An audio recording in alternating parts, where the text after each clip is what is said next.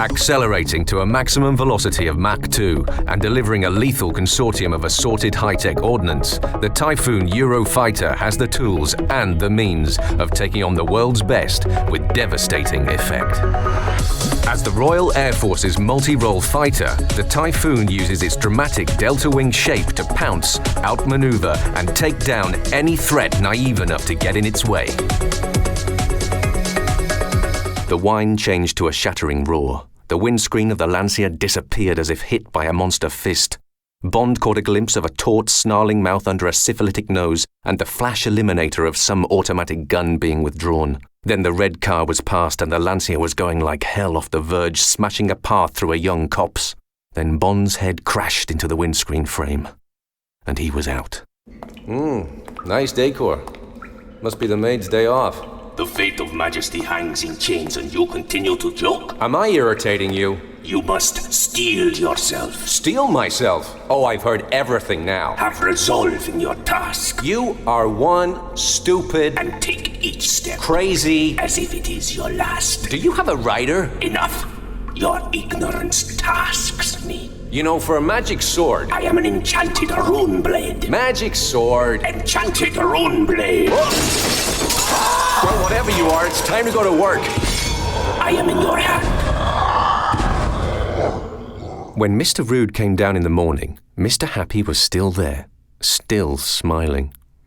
Okay, I give in, cried Mr. Rude. What do you want? Breakfast would be nice, said Mr. Happy. Please. Mr. Rude made breakfast for him. Right! You can go now! Demanded Mr. Rude. But Mr. Happy did not budge. Mr. Rude ranted and raged and raged and ranted, but he ended up making lunch for Mr. Happy and supper.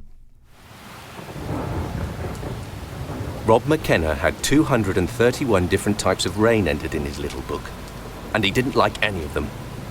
Since he had left Denmark the previous afternoon, he had been through types 33, light prickling drizzle which made the road slippery, 39, heavy spotting, 47 to 51, vertical light drizzle through to sharply slanting light to moderate drizzle, freshening, 87 and 88, two finely distinguished varieties of vertical torrential downpour, 100, post-downpour squalling, cold, all the sea storm types between 192 and 213 at once, 123, 124, 126, 127, mild and intermediate cold, gusting, regular and syncopated, carved drumming, 11 breezy droplets, and now his least favourite of all, 17.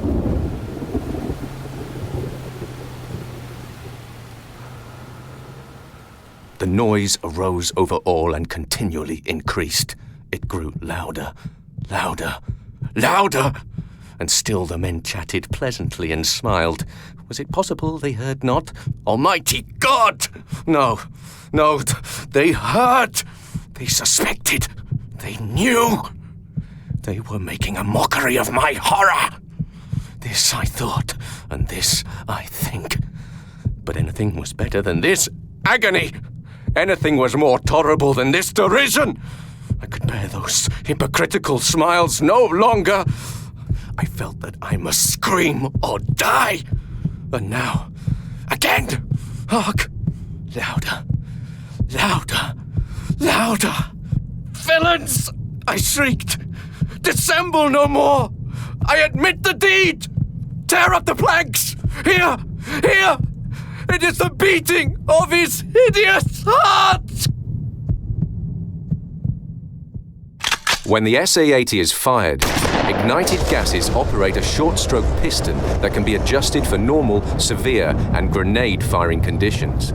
The rotating cam-assisted bolt moves back, and the spent cartridge is ejected. On the 27th of October, the Seraph sailed again, this time northward to the coast of France. On the night of the 5th of November, Lieutenant Jewell brought his submarine to the surface 2 miles to seaward of the rendezvous and allowed the current to drift her gently inshore. It was almost midnight, and the night was dark and very still. There were faint smells of land, and in the distance a dog barked. As they listened and watched, something moved in the blackness. It was a little boat, rowed with muffled oars. Somebody murmured a password, and General Giraud climbed out. The Seraph turned and made for the open sea. At dawn, she dived. After the Turk's internal workings had been displayed, Kempelin closed all its doors and spun the cabinet back around once more. The stern wooden face of the Turk could now clearly survey the chessboard.